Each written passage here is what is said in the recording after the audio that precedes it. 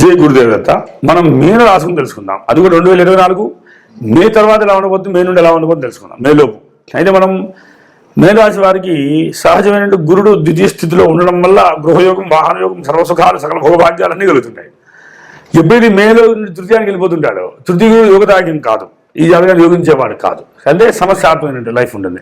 అంటే మనం friend circle అందరూ మేధావులు ఉండడం, మనకి సపోర్ట్ చేయకపోవడం, ఒంటరిగా ఉండాల్సి వస్తుండడం, మీన రాశి వారికి కొంచెం విచిత్రమైన ఆలోచన కలుగుతుండడం, అలాగే జరుగుతుంటుంది అన్నమాట.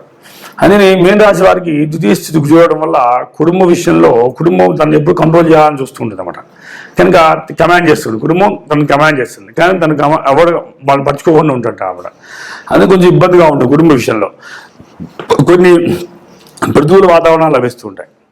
అయితే తృతీయ స్థితిలో శుక్ర సంచారం, అదే గురు సంచార ప్రభావం వల్ల ఇక్కడేమో వేడి శని ప్రభావం ఉంది, అక్కడేమో గురు ద్వితీయ స్థితిలో అన్నాడు. ఇక్కడ శని ప్రభావం వేడిలో ఉండడం వల్ల సమస్యలు, దేవుని ధన నష్టము, సమస్యాత్మక లైఫ్, చెప్పుకోలేని విషయాలు, అన్ని సమస్యలు కనబడుతుంటాయి. ఇక్కడ అది చాలా ప్రొలాంగ్ అవుతుంది అన్నమాట. డబ్బు దేనికోసం ఖర్చు పెడుతున్నావా అంటే అది చెప్పారు, అన్నదానం చేస్తే 100 మంది, 1000 మంది, 1,00,000 మంది భోజనాలు పెట్టడం, పెద్ద పెద్దగా చేయడం, పేరు కోసం చేయడం, నేను గౌరవం కోసం చేయడం, మోక్షం వస్తుంది నాకు పుణ్యం వస్తుంది అనే భావంతో చేయడం, తద్వారా ఆ ధనాన్ని వృధా చేయడం, అది చాలా సమస్యాత్మకం మారుతుంది మేనలగ్నం వారు, మేన రాశి వారికి, మేనలగ్నం వారికి కూడా. అయితే ఎప్పుడైతే ద్వితీయ స్థితిలో గురుడు పడ్డాడో అందులో యోగదాయకం కాదు. చతుర్థాధిపతి బుధుడు అవడం వల్ల కామన్గా ఇతని జాతక స్థితికి విద్యా వ్యవస్థ బాగుంటుంది, మంచి థాట్స్ వస్తుంటాయి, ఆలోచన విధానం బాగుంటుంది. పంచమ సంతానగారు స్థానం పంచమ స్థితి చెంది అవడం వల్ల వీళ్ళ ఆలోచనలో ఇప్పటికి ఉన్న క్షణం కింద ఆలోచన మళ్ళీ ఇంకో క్షణం మారిపోతుంది, ఇంకో కొత్త కొత్త ఆలోచన వస్తుంది, ఇంకో విధంగా ఆలోచన వస్తుంది, అలాగే ఆలోచన మారుతూ ఉంటాయి అన్నమాట. ఇప్పుడు మనసు ఎప్పుడూ ఆలోచనలో ఏదో ఒక ఆలోచనలో ఉంటుంటుంది అన్నమాట. మేనలగ్నం వారికి, మేనరాశి వారికి మనసు ఎప్పుడు పరిపరిధాల వేరేట్లుగా ఆలోచిస్తూనే ఉంటుంది. ఏది చేయాలి, అది చేయాలి, ఇది చేయాలి, ఇది చేయాలి, ఏదో ప్రయోగం చేస్తూనే ఉంటుంది, ఇరుక్కుపోతుంటుంది అన్నమాట. అది ఏదో ఒక ప్రభావం నెత్తిమి పెట్టుకుంటుంటారు, వీళ్ళు సమస్యని నెత్తిమి పెట్టుకుంటారు అన్నమాట, తెలిసి తెలియక. అలాగే షష్టము రవి అవడం వల్ల వీళ్ళు రవి ప్రభావం షష్ఠస్థితి రావడమే చాలా ప్రమాదకారి అవడం వల్ల చాలా ఇబ్బంది పడుతుంటారని తెలుసుకోవచ్చు. అంటే వీళ్ళు బిల్డప్ కోసమనో, కొంచెం హుందా కోసమనో నష్టం చేసేస్తారు, సమస్యలు తెచ్చి పెట్టుకుంటారు. భార్య మాత్రం ఎప్పుడు భార్యతో సమస్య రావడానికి ఎక్కువ అవకాశాలు ఉంటాయి. ఒక అందమైన అమ్మాయి రావాలి, విడాకులు అవ్వడం, మళ్ళీ పెళ్ళి అవ్వడం, మళ్ళీ విడాకులు అవ్వడం, సమస్య రావడం, మళ్ళీ ఇంకో పెళ్లి చేసుకోవడం, లేదా ఏదో సమస్య డిస్టర్బ్ అవుతూ ఉంటారు అన్నమాట మిథున ఈ మీన రాశి వారికి. అలానే అష్టమ స్థితి శుక్రుడు అవడం వల్ల సమస్యలు వస్తే సమానం, ఒకసారి వస్తే సంపదన్నీ వస్తాయి, ఒకసారి మొత్తం పోయి మీరు సమానం అయిపోతాయి. అలానే భాగ్యస్థితి కుజుడు అవడం వల్ల వీళ్ళు ఎంత సంపాదించినా అప్పులు తెచ్చడానికో ఉన్నదాన్ని అయిపోగొట్టడానికో సరిపోతుంటుంది అన్నమాట. మేన లగ్నం వాళ్ళకి ఎన్ని కోట్లు సంపాదించినా కూడా పక్కన కనబడదు, మొత్తం సరిపోతుంది, బ్యాలెన్స్ దాని సరిపోతుంటాయి. అంటే అంత రుణానికి సరిపోతుంది, అప్పులు తీసుకుంటుంటారు అన్నమాట. అయితే వృత్తిపరమైన దృష్టి వృత్తిపరమైన దేవపరమైన వృత్తి కానీ చాలా వృత్తిపరంగా అద్భుతంగా ఉంటుంది, మంచి పేరు ఉంటుంది, ఎప్పుడు ఇతను గౌరవిస్తుంటారు, అందరూ తనే కావాలని కోరుకుంటారు, అన్ని రకాలుగా వృత్తి బాగుంటుంది. ఆ లాభం చూస్తే మాత్రం ఎంత చూసినా ఆ లాభాన్ని ఇతను ఏమి ఎంజాయ్ చేయలేకపోతుంటాడు. ఏం చూస్తేనేమో వచ్చిన రూపాయలు సహా ఏదో దానికి ఖర్చు పెట్టాలని చూస్తుంటాడు అన్నమాట. అందుకని ఇండియాలో ఉండడం అంటే విదేశీ యాత్రలకు తిరగడము, పెద్ద ప్లేసెస్ తిరగడము, పెద్ద సమస్యలు ఉండడము, ఇలా విచిత్ర లైఫ్ కనబడుతుంటుంది. కానీ మీన రాశి వారికి ఈ సంవత్సరము అసలు అనుకూలంగా లేదు కనుక శనికి గురుడికి తప్పసరి చదివితేనే సేఫ్గా ఉంటారు. అలా చదవకుండా ఉన్నంత ఎక్కువగా ఆలోచించిన ధనాన్ని వేస్ట్ చేసినా ఏదో సమస్యలు పెట్టుకున్నా ఒక వింత సమస్యలు అన్నీ వస్తుంటాయి అన్నమాట. అందుకే మీన రాశి వారు స్టెప్ జాగ్రత్త వేయాలి. మే నుండి చాలా ప్రమాదకారిగా ఉంటుంది, మేలో కొంత అనుకూలంగా ఉన్నా మిగతా కొంత ప్రతికూలంగా ఉంటుంది. కనుక ఈ సంవత్సరం మొత్తం చాలా జాగ్రత్తగా ఉండడం మంచిది. జై గురుదేవదత్త. జై గురుదేవదత్త. నమో నారసింహాయ నమః. దత్తాత్రేయాయ దక్షిణామూర్తి గురుపాదకేభ్యో నమో నమః. ఇప్పుడు మనం తెలుసుకోబోతాం కుంభం గురించి. కుంభం అంటే ఏంటి అసలు? ఈ సంవత్సరం 2024 మే నుండి కుంభ ప్రభావం ఎలా ఉంటుందో తెలుసుకుందాం.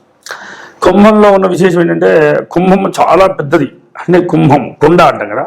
అంటే వీళ్ళు రహస్యాలు, వీళ్ళు చేసే పనులు చాలా పెద్ద పెద్దగా ఉండడం. అంటే వీళ్ళు చిన్న చిన్న పనులు చేయరు.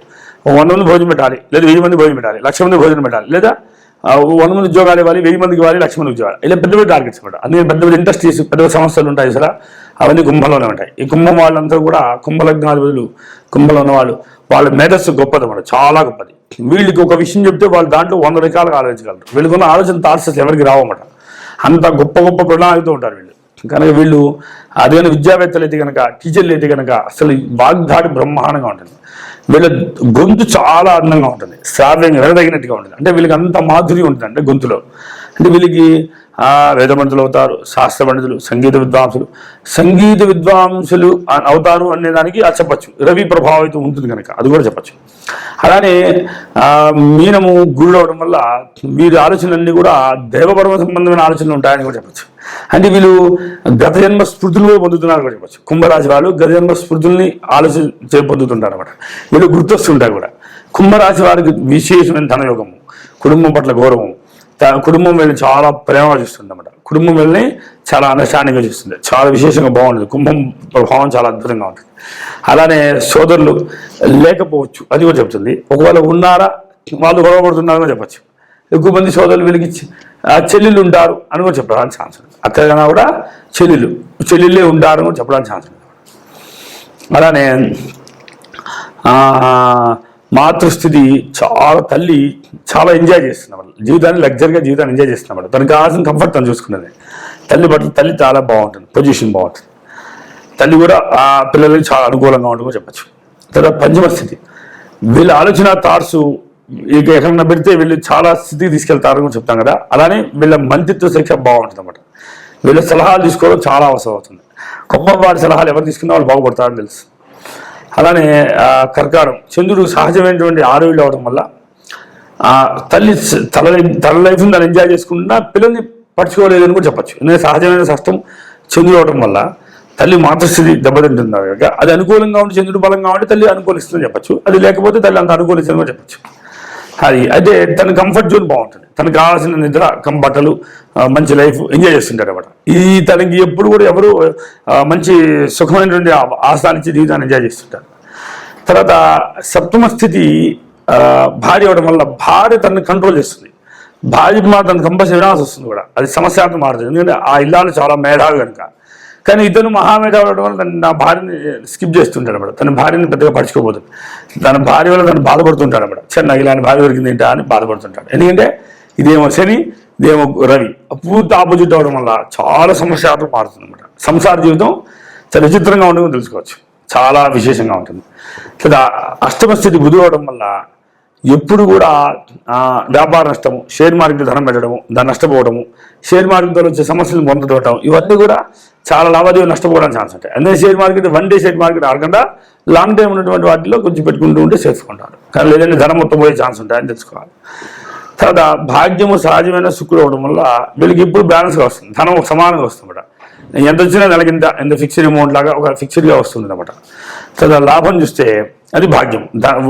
వృత్తి చూస్తే మాత్రం మీరు అనేక వృత్తులు ఏ వృత్తి చేస్తున్నా దాంట్లో ఉన్నటువంటి లోటుపాట్లు ఏంటి, దాంట్లో రహస్యాలు ఏంటి అన్నింటినీ తెలుసుకుంటుంటారు వీళ్ళు. ఆ తగినట్టుగా వ్యవహరిస్తుంటారు. అది చాలా అద్భుతంగా ఉంటుంది. అయితే లాభం వచ్చేది మాత్రం దైవపరమైన లాభాలు ఎక్కువ పొందుతుంటారు వీళ్ళు. బాగుంది. కానీ వ్యయం వచ్చేసరికి మాత్రం ఖర్చు పెట్టే సమయాన్ని మాత్రం అసలు ధనాన్ని చాలా కష్టంగా ఖర్చు పెడతారు అనమాట. అయ్యో రూపాయి ఖర్చు పెట్టానే, ఆ రూపాయి అయిపోయిందా అని 100 సార్లు ఆలోచిస్తారు వాళ్ళు. అంటే పిశాతనం బాగా ఉంటుంది అనుకోవచ్చు. కుంభలగ్నం వారికి ధనాన్ని ఖర్చు పెట్టాలని ఆతృత రాదన్నమాట. అనుకో తెలుసుకోవచ్చు. శని బలహీనంగా ఉంటే మాత్రం తీసుకోవాలి. శని బలంగా ఉన్నాడనుకుంటే అది అవసరం లేదు. ఇప్పుడు గోచారీత్యా మనం చూసినప్పుడు శని ప్రభావం ఎలా ఉంటుందంటే ఎగ్జాక్ట్ లగ్నంలో ఉంటాడు. కానీ వ్యాధి లగ్నంలో ఉండేది ఈ రాశికి ఈ సంవత్సరం ధనాన్ని ఎక్కువ ఖర్చు పెడతారని తెలుసుకోవచ్చు. కానీ గురుడు మాత్రం సేఫ్గా ఉన్నాడు కదా, కనుక మంచి కంఫర్ట్ జోన్ ఉంటుంది. అంటే దాని లగ్జరీ ఎంజాయ్ చేయడానికి ఖర్చు పెడతారని తెలుస్తుంది. కనుక మనం సహజంగా శని ప్రభావం ఉంది కనుక శని శ్లోకం చదువుకుంటే అన్ని సమస్యలు పోతాయి. సుఖంగా ఉంటారు. జై గురుదేవ దత్త.